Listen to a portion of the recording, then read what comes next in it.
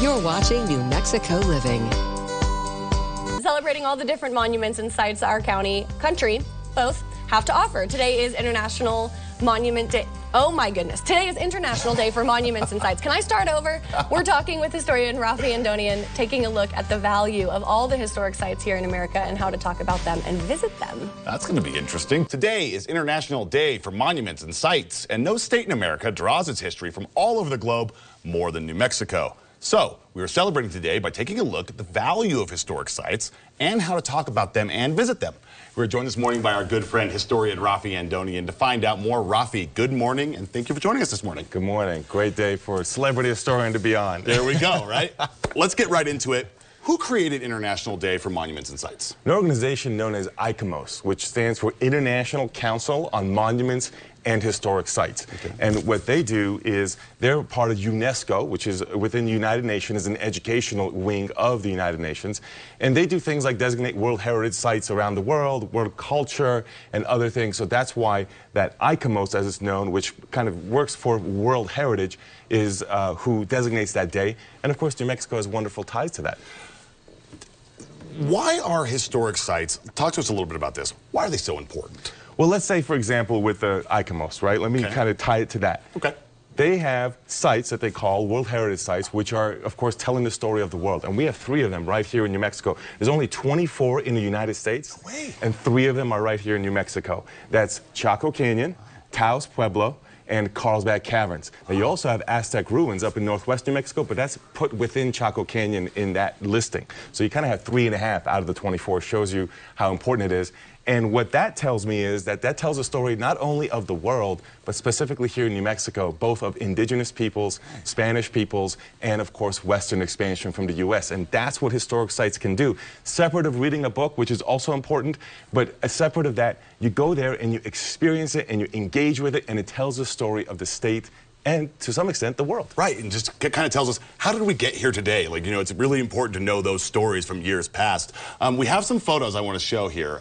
You used to work for Gettysburg. That's right. Here we go. Tell me a little bit about this. That's right there at the spot where Pickett's charge, as it's known, culminated. Wow. That's a different part of the battlefield that you're looking at. But the story is that that's how I started on my path in history. I started as an intern at age 19 at the Gettysburg battlefield and went back every year, every summer working. You see me there in the park ranger outfit with the Smokey the Bear hat, leading people around every summer for several years. And that was the birth of what later became the celebrity historian. So I was like, you know, best looking park ranger around. There we go, man. These are some really, really cool. Look at that. Yeah, so that's the actual battlefield area. That's right, where it happened. Now remember, Gettysburg is the bloodiest battle in North American history. Wow. In 3 days, you have more than 50,000 casualties.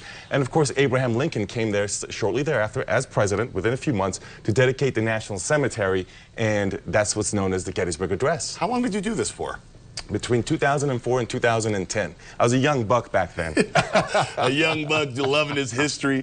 Raffi, how can we approach discussions about historic sites? Well, that's a great question because, of course, as you imagine with Civil War sites we were just looking at out east, and of course locally when you're talking about Spanish and indigenous contact, one site locally in Albuquerque area in Bernalillo is Coronado State Historic Site, which is where you have some of the earliest European indigenous contact. So sometimes this leads to controversy when we're talking about history. So I would approach it with 4 questions as a blueprint. Number 1, why remember? That's a question about significance. What are we trying, you know, what's the purpose here? Right? Number 2, what is the history to be remembered? That's when you establish the series of events that took place in that particular site. Number 3, what does it mean to remember?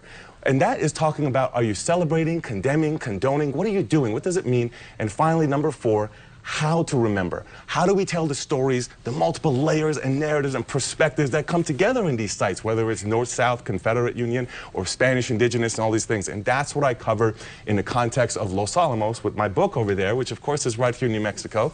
And that is about the controversy around the Manhattan Project National Historical Park, which you can visit today, which of course affected the entire world by the creation of the atomic bomb. And it happened right here in New Mexico. And there was some contestation of creating a national park to such a site. And so with that case study from right here in New Mexico, I came up with a blueprint for those 4 questions, which then I think can apply universally to all historic sites that we have debates around the world. It's incredible information right there, folks, and it's really, really important to get out and cherish these historical sites that we have, not only in our own backyard, just across the nation. Raffi, if we want to know more about National Monuments and Sites Day, where can we go for more information? There's two places I would go. So you can go to UNESCO.org. That's where you can find the United Nations information about the historic sites. But I would start here locally at museumfoundation.org. That is the local New Mexico state historic sites. There's 8 of them. And museums, there's 4 of them, so 12 altogether. That's where I would begin my journey of visiting places and museums to tell the story of New Mexico and as it interconnects to the world. There you have it, folks. Get out there and check out these historic sites. Celebrity historian Raffi Andonian, thank you so much for joining us this morning. Thanks for having me. We'll be right back.